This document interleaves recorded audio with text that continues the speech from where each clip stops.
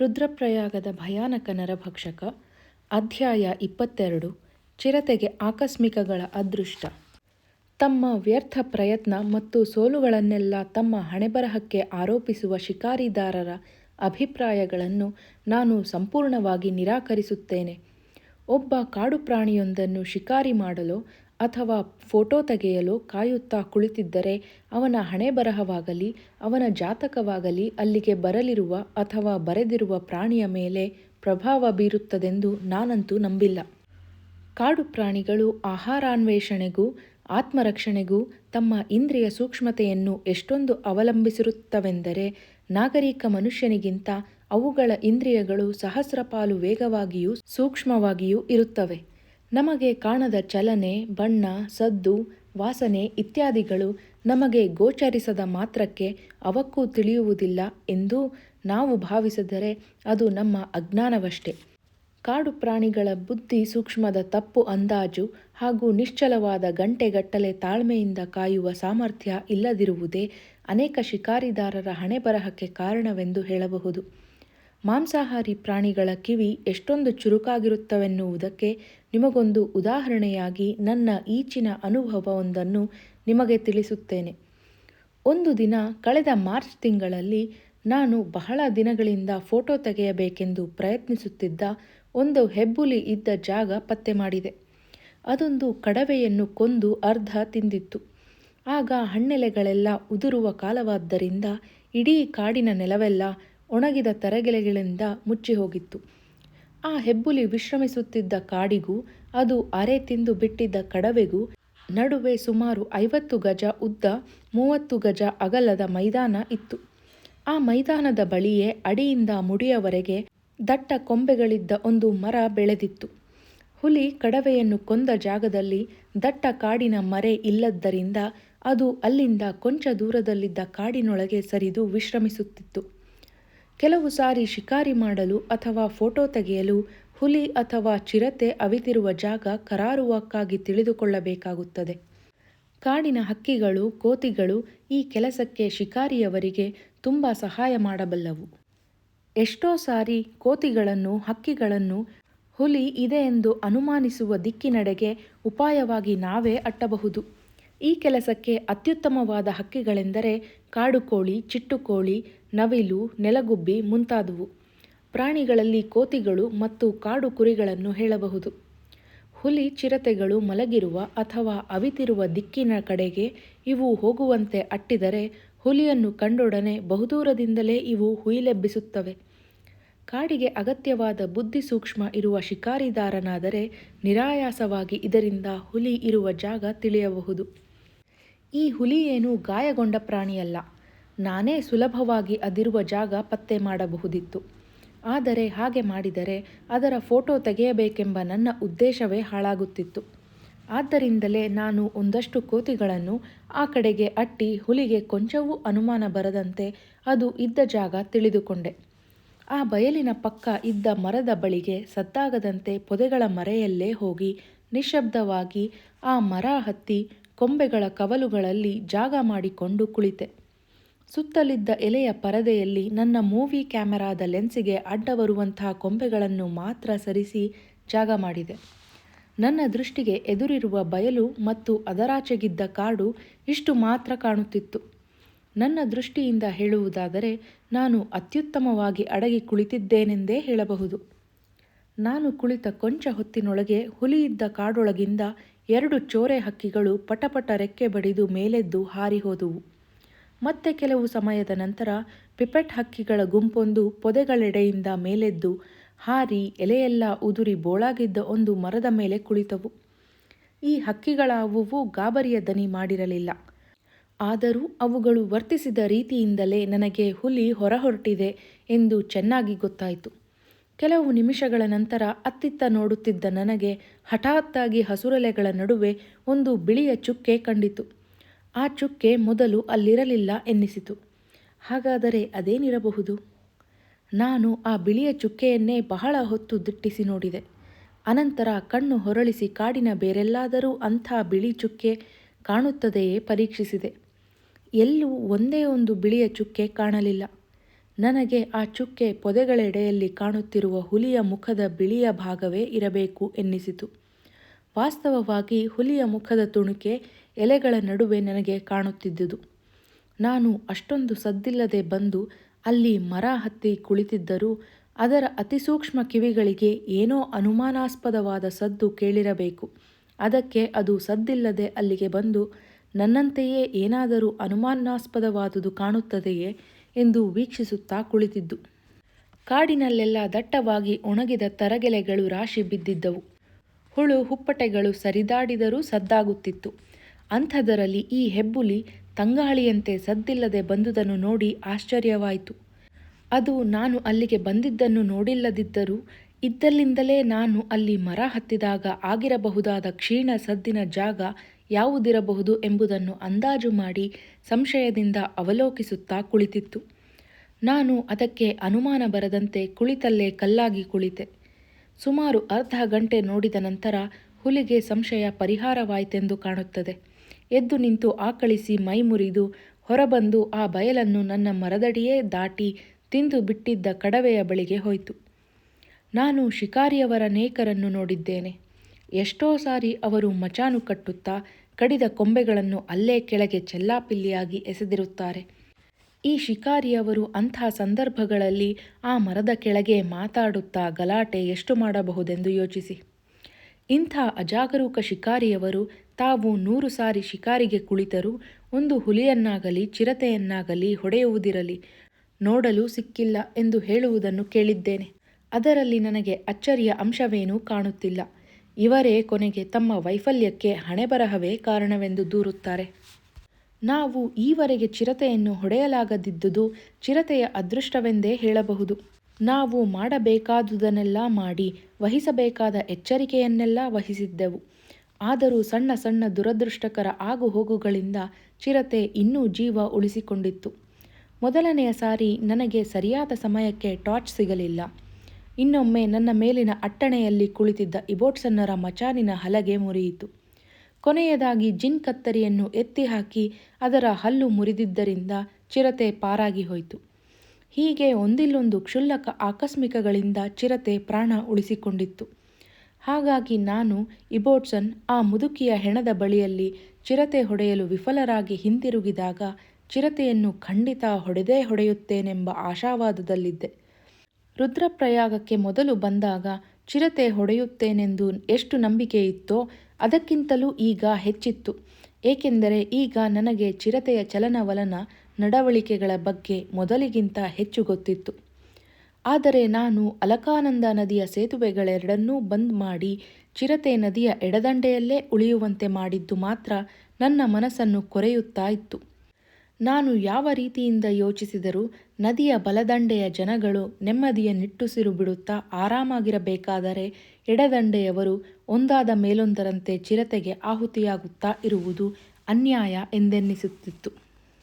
ನಾನು 2ನೆಯ ಬಾರಿ ಹಿಂದಿರುಗಿದ ನಂತರ ಬಂದ ದಿನವೇ ಸತ್ತಿದ್ದ ಹುಡುಗನೂ ಸೇರಿ ಆಗಲೇ 3 ಜನರು ಆಹುತಿಯಾಗಿದ್ದರು. ಇನ್ನೂ ಎಷ್ಟು ಜನ ಎಡದಂಡೆಯವರ ಪ್ರಾಣಾರ್ಪಣೆ ಆಗಬೇಕಿದೆಯೋ ಎಂದು ಚಿಂತೆಯಾಗುತ್ತಿತ್ತು. ಆದರೆ ನಾನು ಸೇತುವೆ ಮುಚ್ಚಿದ್ದನ್ನು ತೆಗೆಸಿದರೆ ನನ್ನ ಕಷ್ಟಗಳು 100 ಪಟ್ಟು ಹೆಚ್ಚಾಗಲಿದ್ದುವು. ಈ ನರಭಕ್ಷಕನನ್ನು ಹೊಡೆಯುವುದು ನಿಜಕ್ಕೂ ಕಷ್ಟ ಸಾಧ್ಯವಾಗುತ್ತಿತ್ತು. ಅಷ್ಟಲ್ಲದೆ ನದಿಯ 2 ದಂಡೆಯ ಜನಗಳ ಪ್ರಾಣವೂ ಮುಖ್ಯವೆಂದೇ ನನಗೆನ್ನಿಸಿದ್ದರಿಂದ ಸೇತುವೆ ಮುಚ್ಚಿದ್ದನ್ನು ತೆಗೆಸಿ ನರಬಲಿಗಳನ್ನು 2 ಕಡೆಗೆ ಹಂಚುವುದರಲ್ಲಿ ನ್ಯಾಯವಿದೆಯೆಂದೇನೂ ಅನ್ನಿಸಲಿಲ್ಲ. ಆದ್ದರಿಂದ ಬೇಕಾದ್ದಾಗಲಿ ಈ ಚಿರತೆಯನ್ನು ಎಡದಂಡೆಯಲ್ಲೇ ಬಲಿ ಹಾಕಬೇಕೆಂದು ನಿಶ್ಚಯಿಸಿ ಸೇತುವೆ ರಾತ್ರಿ ಮುಚ್ಚುವುದನ್ನು ಮುಂದುವರಿಸಿದೆ. ಘರ್ವಾಲಿನ ಎಡದಂಡೆಯ ಜನರ ತ್ಯಾಗಬುದ್ಧಿ ಮತ್ತು ವಿಶಾಲ ಹೃದಯವನ್ನು ಮೆಚ್ಚಬೇಕು. ಅಷ್ಟೆಲ್ಲ ಚಿರತೆಯ ಕಾಟವನ್ನು ಸಹಿಸಿಕೊಂಡ ಅವರು ಒಮ್ಮೆಯೂ ಸೇತುವೆಯನ್ನು ತೆಗೆಯಲು ಮುಂದಾಗಲಿಲ್ಲ, ಅಥವಾ ತೆರೆಯಿರೆಂದು ಒಮ್ಮೆಯೂ ನನಗೆ ಹೇಳಲೂ ಇಲ್ಲ. ನಾನು ಸೇತುವೆ ಮುಚ್ಚಿಸಿದ ನಂತರ ಹಳ್ಳಿಗಳಿಗೂ ಜನ ಕಳಿಸಿ ಚಿರತೆ ಎಡದಂಡೆಯಲ್ಲೇ ಇದೆ ಎಂದು ಎಚ್ಚರಿಸಿದೆ. ನಾನು ಸಹ ನನ್ನ ಕೈಲಾದಷ್ಟು ದೂರ ಸಂಚರಿಸಿ ಹಳ್ಳಿಗಳಿಗೆಲ್ಲ ಸ್ವತಃ ಹೋಗಿ ಎಚ್ಚರಿಕೆ ಹೇಳಿದೆ. ಅಲ್ಲೆಲ್ಲ ನಾನು ಮಾತಾಡಿದಾಗ ಒಬ್ಬನೇ ಒಬ್ಬನು ನಾನು ಸೇತುವೆ ಮುಚ್ಚಿಸುವುದಕ್ಕೆ ಆಕ್ಷೇಪಿಸಲಿಲ್ಲ. ಹೋದಲ್ಲೆಲ್ಲ ನನ್ನನ್ನು ಆದರಿಸಿ ಆಶೀರ್ವದಿಸಿ ಹೇಗಾದರೂ ಮಾಡಿ ಈ ಪಿಶಾಚಿಯ ಪಿಡುಗನ್ನೊಮ್ಮೆ ಕೊನೆಗಳಿಸು ಎಂದು ಹೆಂಗಸರು ಮಕ್ಕಳಾದಿಯಾಗಿ ಪ್ರತಿಯೊಬ್ಬರೂ ಹೇಳಿ ಪ್ರೋತ್ಸಾಹಿಸಿದರು. ನಾಳೆ ತಮ್ಮಲ್ಲೇ ಯಾರಾದರೊಬ್ಬರು ಬಲಿಯಾಗುವ ಸಾಧ್ಯತೆ ಇದ್ದೂ ಸಹ ಅಂಜದೆ ಇವತ್ತಲ್ಲದಿದ್ದರೆ ನಾಳೆ ಅದನ್ನು ನಾನು ಹೊಡೆದೇ ಹೊಡೆಯುತ್ತೇನೆಂದು ವಿಶ್ವಾಸ ತೋರಿದರು. ಅಧ್ಯಾಯ 23. ಮುದುಕನ ಆತ್ಮವಿಶ್ವಾಸ. ಕುರಿ ಕಾಯುವ ಮುದುಕ ಹರಿದ್ವಾರದಿಂದ ಹಿಂದಿರುಗಿ ಹಿಂದೊಮ್ಮೆ ಕುರಿಗಳನ್ನು ಕೂಡಿಕೊಂಡಿದ್ದ ಮುಳ್ಳು ಬೇಲಿಯೊಳಗೆ ಕೂಡಿ ಬಿಡಾರ ಹೂಡಿದ್ದ. ಅವನು ಹರಿದ್ವಾರದಿಂದ ಉಪ್ಪು, ಮೆಣಸು ಇತ್ಯಾದಿಗಳನ್ನು ಸಾಗಿಸಿ ಬದರೀನಾಥದ ಆಚೆಗಿನ ಹಳ್ಳಿಗಳಿಗೆ ಸರಬರಾಜು ಮಾಡುತ್ತಿದ್ದ. ಈ ಸಾರಿ ಅವನು ಬಂದಿದ್ದು ತುಂಬ ತಡವಾದ್ದರಿಂದ ಆ ಮುಳ್ಳು ಬೇಲಿಯನ್ನು ರಿಪೇರಿ ಮಾಡಿ ಭದ್ರಪಡಿಸಲು ತಕ್ಕಷ್ಟು ಕಾಲಾವಕಾಶವಿರಲಿಲ್ಲ. ಇದರಿಂದ ಅವನ ಕುರಿಗಳಲ್ಲಿ ಹಲವು ಅಲ್ಲಿಂದ ನುಸುಳಿ ಹೊರಗೆ ಅಡ್ಡಾಡುತ್ತಿರುವಾಗ ಒಂದನ್ನು ಚಿರತೆ ಬೆಳಗಿನ ಜಾವ ಕೊಂದು ಹಾಕಿತ್ತು. ನಾಯಿಗಳು ಜೋರಾಗಿ ಬೊಗಳಿದ್ದರಿಂದ ಮುದುಕ ಎಚ್ಚರಾಗಿದ್ದ. ಬೆಳಕು ಬಿಟ್ಟ ಮೇಲೆ ಅವನು ಹುಡುಕಾಡಿದಾಗ ರಸ್ತೆಗೆ ಸಮೀಪದಲ್ಲಿ ಅವನ ಅತ್ಯುತ್ತಮ ಕುರಿಗಳಲ್ಲಿ ಒಂದನ್ನು ಚಿರತೆ ಕೊಂದು ಹಾಕಿತ್ತು.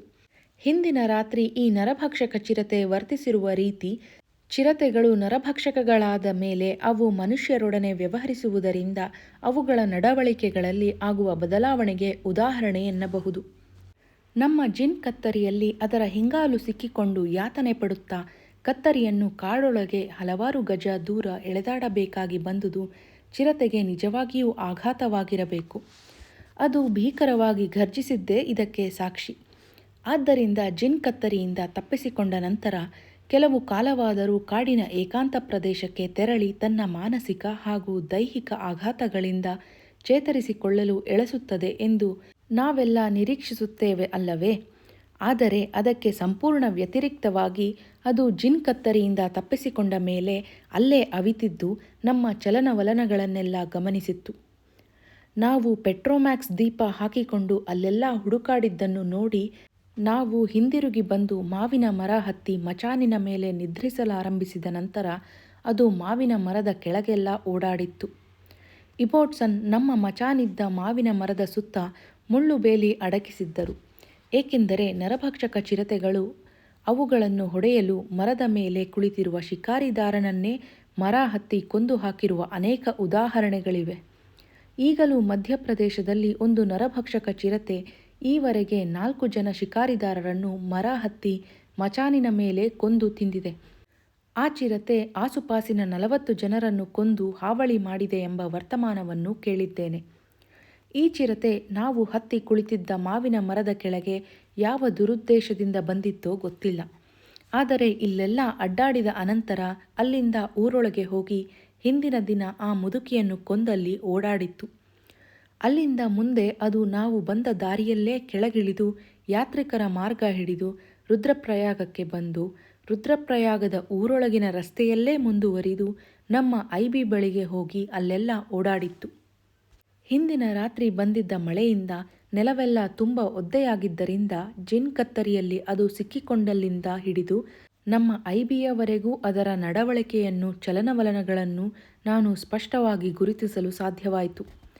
ಜಿನ್ ಕತ್ತರಿಯಲ್ಲಿ ಸಿಕ್ಕಿಕೊಂಡಿದ್ದ ಕಾಲನ್ನು ದಬಾಯಿಸಿ ಹೊರಗೆಳೆದುಕೊಂಡಾಗ ಅದರ ಬೆರಳುಗಳಿಗಾಗಲಿ ಕಾಲಿಗಾಗಲಿ ಯಾವ ರೀತಿಯ ಜಖಂ ಆದ ಹಾಗೆ ಕಾಣಲಿಲ್ಲ. ನಾನು ಐಬಿಯಲ್ಲಿ ಉಪಹಾರ ಮುಗಿಸಿ ಹೊರಬಿದ್ದವನು ಮತ್ತೆ ಚಿರತೆಯ ಜಾಡು ಹಿಡಿದು ಮುಂದುವರಿದೆ. ನಮ್ಮ ಐಬಿಯಿಂದ ಕೊಂಚ ದೂರ ಬಂದ ನಂತರ ಚಿರತೆಗೆ ಬೇಲಿಯೊಳಗಿಂದ ತಪ್ಪಿಸಿಕೊಂಡು ಬಂದು ಅಡ್ಡಾಡುತ್ತಿದ್ದ ಕುರಿಗಳು ಕಂಡಿವೆ. ಅದು ಅಲ್ಲೇ ಪೊದೆಗಳ ಮರೆಯಲ್ಲಿ ಅವಿತಿದ್ದು ಒಂದು ಕುರಿ ಹತ್ತಿರ ಬರುತ್ತಲೂ ಅದರ ಮೇಲೆ ಜಿಗಿದು ನಿಷ್ಕಾರಣವಾಗಿ ಅದನ್ನು ಕೊಂದು ಅನಂತರ ಅದರ ರಕ್ತ ಸಹ ನೆಕ್ಕದೆ ಅಲ್ಲಿಂದ ರಸ್ತೆಗೆ ಹಿಂದಿರುಗಿತ್ತು. ಆ ಬೇಲಿ ಬಳಿ ಸತ್ತ ಕುರಿಯ ಹತ್ತಿರ ಕುರಿ ಕಾಯುವವನ 2 ಬಲವಾದ ಕಾವಲು ನಾಯಿಗಳು ಕುಳಿತಿದ್ದವು.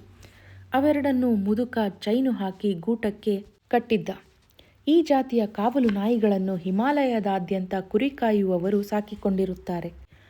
ಅವು ಅವರ ಕುರಿ ಮಂದೆಗಳೊಟ್ಟಿಗೆ ಪ್ರಯಾಣ ಮಾಡುತ್ತವೆ. ಕುರಿ ಕಾಯುವವರು ಬೀಡು ಬಿಟ್ಟಾಗ ಮಾತ್ರ ಹುಲಿ ಚಿರತೆಗಳು ಕುರಿ ಕದಿಯದಂತೆ ಕಟ್ಟೆಚ್ಚರದಿಂದ ಕಾಯುತ್ತವೆ. ಅವು ತಮ್ಮ ಕಾವಲು ಕೆಲಸವನ್ನು ಎಷ್ಟೊಂದು ಸಮರ್ಥವಾಗಿ ನಿರ್ವಹಿಸುತ್ತವೆಂದರೆ 2 ನಾಯಿಗಳು ಸೇರಿ ಚಿರತೆಯನ್ನು ಕೊಂದೇ ಹಾಕಿರುವ ಉದಾಹರಣೆಗಳು ಎಷ್ಟೋ ಉಂಟು. ಯಜಮಾನ ಕುರಿ ಮೇಯಿಸಲು ಕಾಡಿಗೆ ಹೋಗಿದ್ದಾಗ ಅವನ ಬಿಡಾರ ಕಾಯುವ ಇವು ಯಾರಾದರೂ ಕಳ್ಳರು ಅತ್ತ ಸುಳಿದರೆ ಅವರನ್ನು ಮುಗಿಸಿಯೇ ಬಿಡುತ್ತವೆ. ನಾನು ಚಿರತೆ ಕುರಿಯನ್ನು ಕೊಂದು ಮರಳಿದಲ್ಲಿಂದ ಮತ್ತೆ ಅದರ ಜಾಡು ಹಿಡಿದು ಮುಂದುವರಿದೆ. ಅದು ಗೋಲಾಬಾರಿಯ ದಾರಿಯಲ್ಲಿದ್ದ ಆಳವಾದ ಕಮರಿಯ ಕಡೆಗೆ ಸಾಗಿತ್ತು. ನಾವು ಮಚಾನು ಕಟ್ಟಿ ಕುಳಿತಿದ್ದ ಮಾವಿನ ಮರದಿಂದ ಅದು ಇಲ್ಲಿಯವರೆಗೂ ಸುಮಾರು 10 ಮೈಲು ದೂರ ಓಡಾಡಿತ್ತು. ಅದು ನರಹತ್ಯೆ ನಡೆಸಿದಲ್ಲಿಂದ ಇಲ್ಲಿಯವರೆಗೆ ಗೊತ್ತು ಗುರಿ ಇಲ್ಲದೆ ತಿರುಗಾಡಿರುವುದಂತೂ ಸಾಧಾರಣ ಚಿರತೆಗೆ ತೀರಾ ಅಸ್ವಾಭಾವಿಕವಾದುದು. ನಿಷ್ಕಾರಣವಾಗಿ ಹಸಿವಿಲ್ಲದೆ ಕುರಿಯನ್ನು ಕೊಂದಿದ್ದೂ ಕೂಡ ಸಾಧಾರಣ ಚಿರತೆಗಳ ಸ್ವಭಾವಕ್ಕೆ ವಿರುದ್ಧವಾದದ್ದು. ಆ ಕಮರಿಯಿಂದ ಸುಮಾರು 1/4 ಮೈಲಿ ದೂರದಲ್ಲಿ ನನಗೆ ಕುರಿ ಕಾಯುವ ಮುದುಕ ಸಿಕ್ಕ. ಒಂದು ಬಂಡೆಯ ಮೇಲೆ ಕುಳಿತುಕೊಂಡು ತಕಲಿಯಿಂದ ಉಣ್ಣೆ ದಾರ ನೂಲುತ್ತಾ ಕುಳಿತಿದ್ದ. ಅವನ ಕುರಿಗಳೆಲ್ಲ ಬಯಲಿನಲ್ಲಿ ಮೇಯುತ್ತಿದ್ದವು.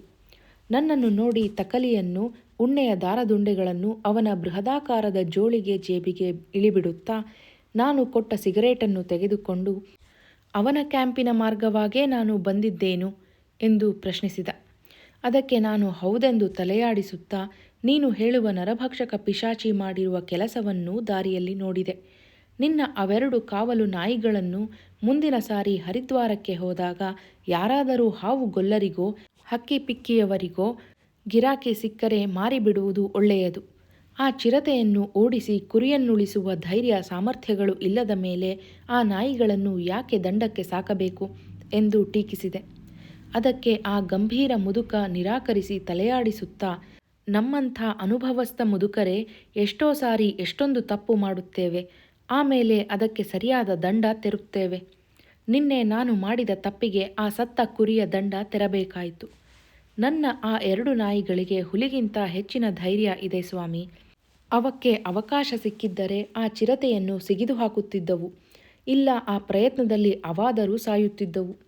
ಇಡೀ ಘರ್ವಾಲಿನಲ್ಲಿ ಅವೆರಡಕ್ಕಿಂತ ಹೆಚ್ಚಿನ ಧೈರ್ಯಶಾಲಿ ನಾಯಿಗಳನ್ನು ನೀವು ತೋರಿಸಲಾರಿರಿ. ಅವುಗಳನ್ನು ಹಕ್ಕಿ ಪಿಕ್ಕಿಯವರಿಗೆ ಮಾರಬೇಕೆಂದು ಹೇಳಿದರೆ ಆ ಧೀರ ನಾಯಿಗಳಿಗೆ ಅವಮಾನ ಮಾಡಿದಂತೆ. ನಾನು ಬೀಡು ಬಿಟ್ಟಿರುವ ಜಾಗ ನೀವೇ ಕಂಡಂತೆ ದಾರಿ ಪಕ್ಕ ಇದೆ, ಹೌದಾ? ಅಲ್ಲಿ ಅಕಸ್ಮಾತ್ ಓಡಾಡುವ ಯಾರಾದರೂ ದಾರಿಹೋಕರ ಮೇಲೆ ಇವು ಹಿಂದು ಮುಂದು ನೋಡದೆ ಎರಗಿದರೆ ಏನು ಕತೆ ಎಂದು ಯೋಚಿಸಿ ನಾನು ಅವನ್ನು ಸರಪಳಿ ಬಿಗಿದು ಕಟ್ಟಿಹಾಕಿದ್ದೆ. ಅದರ ಫಲಿತಾಂಶ ಇದು. ಹಾಗೂ ಚಿರತೆಯ ವಾಸನೆ ಹಿಡಿದ ಇವು ರಾತ್ರಿ ಬೊಗಳುತ್ತಾ ಹೇಗೆ ಗಲಾಟೆ ಮಾಡಿ ಸರಪಳಿ ಜಗ್ಗಾಡಿದುವೆಂದರೆ ಸರಪಳಿ ಕುಯ್ದು ಅವುಗಳ ಕುತ್ತಿಗೆಯ ಬಳಿ ಆಳವಾದ ಗಾಯಗಳಾಗಿವೆ. ಈ ಚಳಿಯಲ್ಲಿ ಇನ್ನು ಅದು ವಾಸಿಯಾಗಬೇಕಾದರೆ ಎಷ್ಟು ದಿನ ಬೇಕಾಗುತ್ತೋ ಎಂದ. ನಾನು ಮುದುಕನು ಇವನ್ನೆಲ್ಲ ಹರಟೆ ಕೊಚ್ಚುತ್ತಿರಬೇಕಾದರೆ ಗಂಗಾ ನದಿಯ ಆಚೆ ದಂಡೆಯಲ್ಲಿದ್ದ ಪರ್ವತದ ತಪ್ಪಲಿನಲ್ಲೊಂದು ಪ್ರಾಣಿ ಕಾಣಿಸಿಕೊಂಡಿತು. ಅದರ ಬಣ್ಣ ಆಕಾರಗಳನ್ನು ನೋಡಿ ನಾನು ಮೊದಲು ಅದು ಹಿಮಾಲಯದ ಕರಡಿ ಎಂದು ತಿಳಿದೆ. ಅನಂತರ ಅದು ಇಳಿದಿಳಿದು ನದಿಯ ದಂಡೆಯ ಕೊರಕಲಿನತ್ತ ಬಂದಾಗ ಅದೊಂದು ದೊಡ್ಡ ಕಾಡು ಹಂದಿ ಎಂದು ಸ್ಪಷ್ಟವಾಯಿತು. ಆ ಹಂದಿಯ ಹಿಂದುಗಡೆ ಒಂದಷ್ಟು ಕಂತ್ರಿ ನಾಯಿಗಳು, ಆ ನಾಯಿಗಳನ್ನು ಹಿಂಬಾಲಿಸಿಕೊಂಡು ಕೆಲವರು ಹುಡುಗರು, ದೊಡ್ಡವರು ಗಲಾಟೆ ಮಾಡುತ್ತಾ ಓಡೋಡಿ ಬರುತ್ತಿದ್ದರು. ಎಲ್ಲರ ಕೈಯಲ್ಲೂ ಕಲ್ಲು ದೊಣ್ಣೆಗಳಿದ್ದವು. ಅವರೆಲ್ಲರಿಗಿಂತ ಹಿಂದೆ ಕೋವಿ ಹಿಡಿದವನೊಬ್ಬ ಓಡೋಡಿ ಬರುತ್ತಿದ್ದ. ನಾನು ನೋಡುತ್ತಿದ್ದಂತೆಯೇ ಆತ ಕೋವಿ ಎತ್ತಿ ಹಂದಿ ಕಡೆಗೆ ಗುಂಡು ಹಾರಿಸಿದ್ದು ಸದ್ದು ಕೇಳದಿದ್ದರೂ ನಳಿಕೆಯಿಂದ ಹೊರಗೆ ಬಂದ ಹೊಗೆಯಿಂದ ಗೊತ್ತಾಯಿತು. ಅವನ ಮುಂದೆ ಹಂದಿಗೂ ಅವನಿಗೂ ನಡುವೆ ಅನೇಕ ಮನುಷ್ಯ ಪ್ರಾಣಿಗಳಿರುವುದರ ಪರಿವೇ ಅವನಿಗೆ ಇದ್ದ ಹಾಗೆ ಕಾಣಲಿಲ್ಲ. ಆದರೆ ಅವನ ಬಂದೂಕಿನ ಹೊಡೆತಕ್ಕೆ ಮನುಷ್ಯರಾಗಲಿ ಹಂದಿಯಾಗಲಿ ಬೀಳದುದನ್ನು ನೋಡಿದರೆ ಅವನ ಗುಂಡು ಕ್ಷೇಮವಾಗಿ ಗುರಿ ತಪ್ಪಿತ್ತೆಂದೇ ಕಾಣುತ್ತದೆ. ಹಂದಿ ಎತ್ತರದ ಹುಲ್ಲಿನ ಒಳಗೆ ಓಡುತ್ತಾ ಇತ್ತು.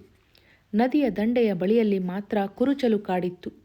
ನಾನು ನೋಡುತ್ತಿದ್ದ ಹಾಗೆ ಹಂದಿ ಆ ಕುರುಚಲು ಕಾಡೊಳಗೆ ನುಗ್ಗಿತು.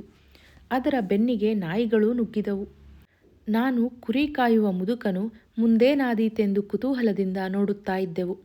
ಹಂದಿಯ ಹಿಂದೆ ನುಗ್ಗಿದ ನಾಯಿಗಳು ಕೆಲವೇ ಕ್ಷಣಗಳಲ್ಲಿ ಒಳನುಗ್ಗಿದ್ದಕ್ಕಿಂತ ವೇಗವಾಗಿ ಹೊರಬಿದ್ದು ಹಿಂದೆ ಬರುತ್ತಿದ್ದ ಮನುಷ್ಯರ ಕಡೆಗೆ ಓಡಿದ್ದು ಕಾಣಿಸಿತು. ಅಷ್ಟರಲ್ಲಿ ಕೋವಿ ಹಿಡಿದ ಶಿಕಾರಿದಾರನು ಅಲ್ಲಿಗೆ ಬಂದ. ಹುಡುಗರೆಲ್ಲ ಅವನ ಹತ್ತಿರ ಸುತ್ತಿಕೊಂಡರು. ಆಮೇಲೆ ಹುಡುಗರೆಲ್ಲ ನಾಯಿಗಳನ್ನು ಕುರುಚಲು ಕಾಡೊಳಗೆ ನುಗ್ಗಿಸಲು ಛೂ ಬಿಡುತ್ತಿದ್ದುದು ಕಾಣಿಸಿತು. ನಾಯಿಗಳು ಪೊದೆಗಳೊಳಗೆ ನುಗ್ಗಲು ನಿರಾಕರಿಸಿದವು. ಶಿಕಾರಿದಾರನು ನಾಯಿಗಳಂತೆಯೇ ನಿರಾಕರಿಸಿ ದೂರ ಹೋಗಿ ಬಂಡೆಯೊಂದರ ಮೇಲೆ ಕುಳಿತು ವಿರಮಿಸತೊಡಗಿದ. ಹುಡುಗರೆಲ್ಲ ಕುರುಚಲು ಕಾಡಿಗೆ ಕಲ್ಲೆಸೆಯುತ್ತಾ ದೂರದಿಂದಲೇ ಒಳನುಗ್ಗಲು ನಾಯಿಯನ್ನು ಪ್ರೋತ್ಸಾಹಿಸುತ್ತಿದ್ದರು. ನದಿಯ ಈಚೆ ಕಡೆ ನಿಂತು ನೋಡುತ್ತಾ ಇದ್ದ ನಮಗೆ ನದಿಯ ಭೋರ್ಗರೆತದಲ್ಲಿ ಸದ್ದುಗಳೊಂದೂ ಕೇಳದೆ ಇಡೀ ಘಟನೆ ಒಂದು ಮೂಕಾಭಿನಯ ನಾಟಕದಂತೆ ಕಾಣುತ್ತಿತ್ತು. ಅವರು ಕುರುಚಲು ಕಾಡಿಗೆ ಕಲ್ಲೆಸೆಯುತ್ತಾ ಬೊಬ್ಬೆ ಮಾಡುತ್ತಿರಬೇಕಾದರೆ ಹಂದಿ ಇನ್ನೊಂದು ಕಡೆಯಿಂದ ಹೊರಹೊರಟಿದ್ದು ನಮಗೆ ಕಾಣಿಸಿತು. ಅದು ಬಯಲಿಗೆ ಬಂದು 4-6 ಹೆಜ್ಜೆ ಮುಂದುವರಿದು ಕೆಲವು ಕ್ಷಣ ನಿಂತು ಯೋಚಿಸಿತು.